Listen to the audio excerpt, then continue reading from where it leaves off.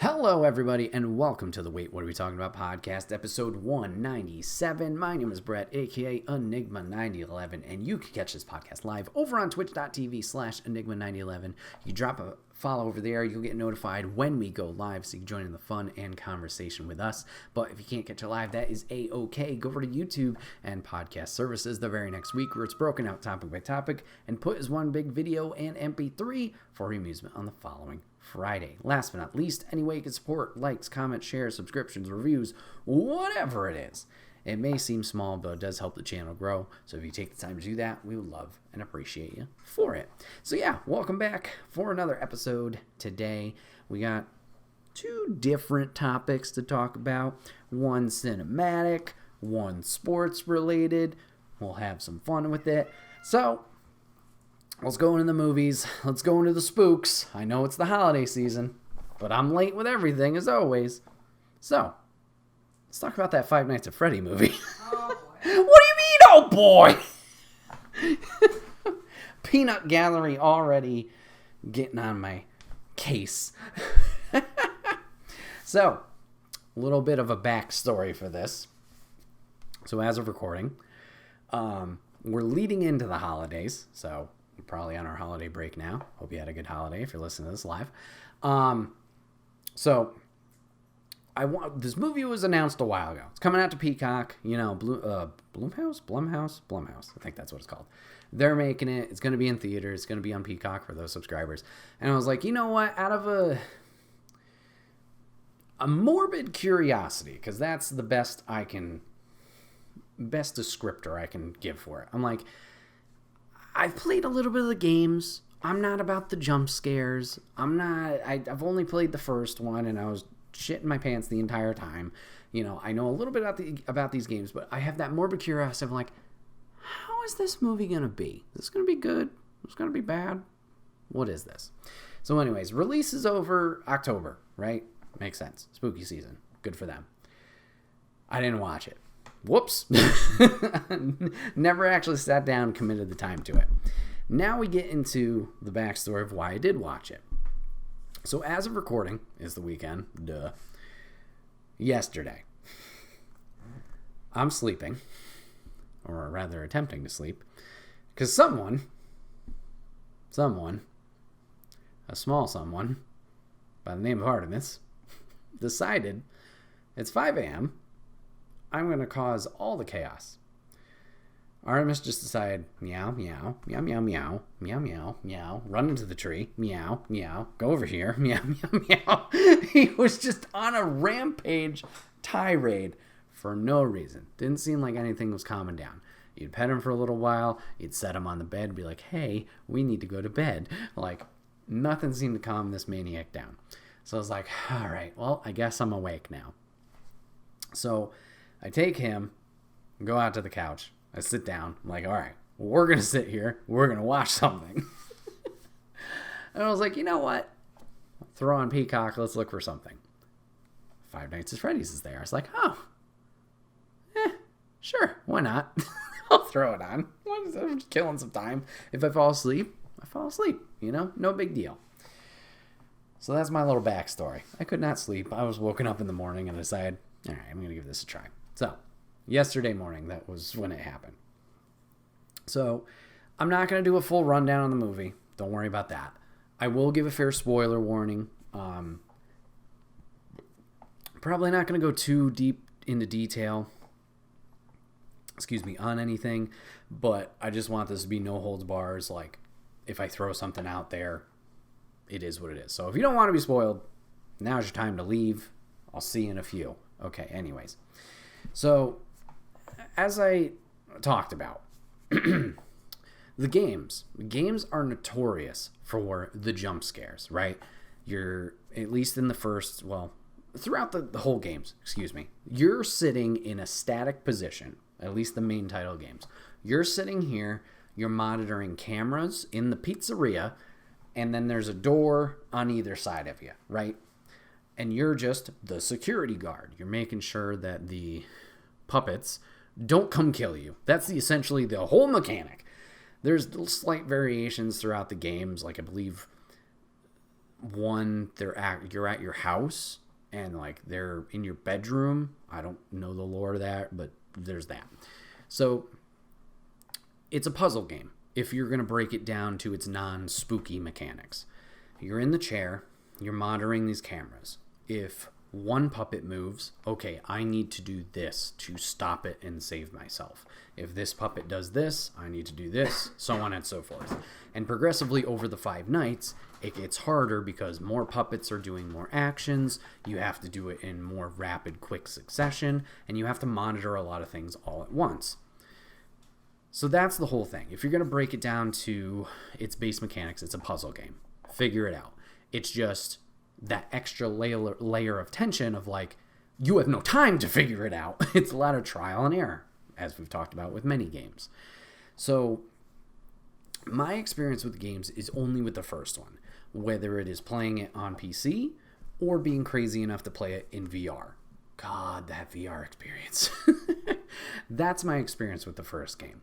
I've dipped my toes into watching other players and content creators play, I believe, the 2nd through 4th? I don't know how many titles there are. This is where the FNAF crew is going to be like, oh my god, you don't know the full lore? Don't worry, buckle in. You're going to be here for a while.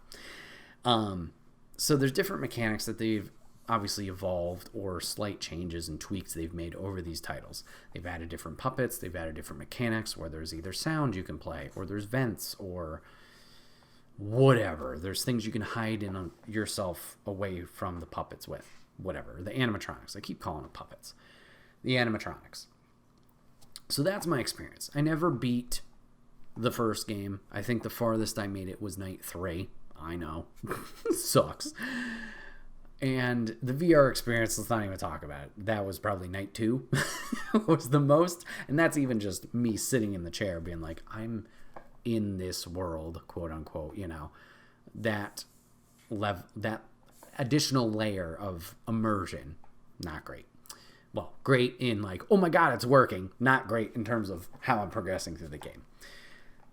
Cool experiences. I know it's not for everybody. Like I said, it's very jump scare heavy. And you know, that's where a lot of the negative criticism has come from of like, that's a silly game. It's a kid's game, whatever it is. I get it. With the movie, I was curious how they were going to take, obviously, the game and then make it into the movie. Now, me, being guy on the outside, I was pretty sure there's no real story to Five Nights. And this is where the Five Nights audience, like if you're a fan, this is where you're going to have to help me in the comments. I don't think this has ever been a thing. And if it has, it's never been prevalent. But what they tell in the movie, that story, that lore, the movie's, let's put this out there. The movie's a solid, okay movie. It's not, oh my god, this was amazing. I need to rewatch this every year. It was a godsend of an experience. And it's not awful of like, that was the stupidest thing I spent an hour 40 minutes watching. This was atrocious, blah, blah, blah. It hits that nice middle ground where, in my experience, I liked the story and lore that we were telling here. Some things a little cheesy, some things a little hokey, you know. But overall, the experience was like, you know what? All right. I enjoyed my experience watching that. I do not regret that hour and 40, minus the sleep I lost. Not from scares. I enjoyed what they were telling here. And if this story is involved in the games, I'd be intrigued to learn more about that story. Doesn't mean I'm going to go play the games because I suck at them and I don't want to be scared. But that's something I'd be like, oh, maybe I should put a little research into this and at least see what's going on. That kind of thing. So the story they told in the movie, I enjoyed. Like I said, if it's prevalent in the game, cool. If it's not, I think this was a nice thing that they created to take this element we do know of the animatronics, the scares, the fears, whatever it is, and put this narrative behind it. So in the trailer, they sell it like the game. They do a lot of jump scares. They build up the tension with the animatronics. They want the audience to feel that, right? In the movie itself, there are jump scares, but there's only, I'd say, a handful. I'd say you see a decent amount of them in the trailer, to be honest. And nothing was like, egregious to the fact where I felt frightened after. It was like, you knew it was coming. There it is. It's done. Or it's a quick, haha, okay, we're good. So that I appreciate. It wasn't just jump, jump, jump, jump, jump, jump, jump, jump, jump with no substance. It was a little bit of tension. The jumps were there, but it was focusing on the narrative. That's a sign, thumbs up for me. That was good. I enjoyed that. So the story they were telling, or that they did tell, they gave the security guard a background, a reason for what he's doing. He's down on his luck. He's hopping job to job, goes to this job. You learn backstory about the security guard where he's living with his little sister. He's the guardian in this case. And ages ago, when he was a child, they also had a brother, the middle child. Unfortunately, that middle child was abducted. He saw it happen. He didn't see who did it or whatever. He just saw the brother being taken away in the car with his brother kind of peering back at him, hoping for help, but not receiving it. And he feels guilty about this experience. Throughout this movie, you learn that that Freddy's was popular. It was a big, destination place for kids to go. They had fun, all that stuff. Unfortunately, child abduction started happening there. And you learn a little bit more about, they're like, we don't know what happened to these kids. Throughout the story, you learn that. And you kind of follow the security guard and paralleling his anxiety and trying to do the right thing, because obviously he's experienced this firsthand, not with the with the Freddy's Fazbear's experience, but with his own separate experience at the park, his brother being taken. He now feels this bond here, or has a strong motivation, I guess you could say, to something's going on here. So at the point of the movie where he becomes the security guard, place has been shut down for 15, 20 years after this whole incident has happened. Apparently the owner's just nostalgic. They don't tear it down. They just need somebody to watch over the place. So he's there. Nothing happens for a little while, similar to the game. But the animatronics are alive. And the story they tell here is they tell kind of the two different stories, I would say. They do the security guard stuff of his family. There's some issues in terms of the little sister of legal guardianship, who, other relatives don't think the brother is responsible enough and they want to take him away. So you have that plot A. And then plot B is the stuff that's happening with the pizzeria. Why are the animatronics the way they are? What spooks are going on here, right? So throughout the movie, you will see the animatronics move around. I think they look great. They are very violent at times. This is a PG-13 movie, so you're not going to see a lot of violence. You will see some blood. You're going to see some attacks, but it's not uber gory. It's not R, so there's nothing like that. You might see some blood, anything from there. But you will see them lash out against some people. You eventually learn that the animatronics are alive and they're being controlled by another person. Top person, okay? The animatronics are only alive because the kids who were abducted in the 80s, their souls are in the animatronics. Okay? I know, weird. But anyways, so there's that link there. It's the kids. So the kids are in these animatronics and they are listening to this higher being that is controlling them. And the security guard has to figure this out. He brings his sister eventually to work with him just because of babysitter issues. And she forms a bond with the animatronics because they're just kids. They're like, oh, we want to be friends. Eventually, the animatronics are like, hey, we really want you to be one of us, and try and make her into an animatronic. And then it's like, uh-oh, tension. Okay? And then the brother's like, I need to save the day. eventually you learn about this higher power. And it's not a higher power, but the guy in charge. The guy in charge is the abductor, is the guy from the 80s who was snatching these kids.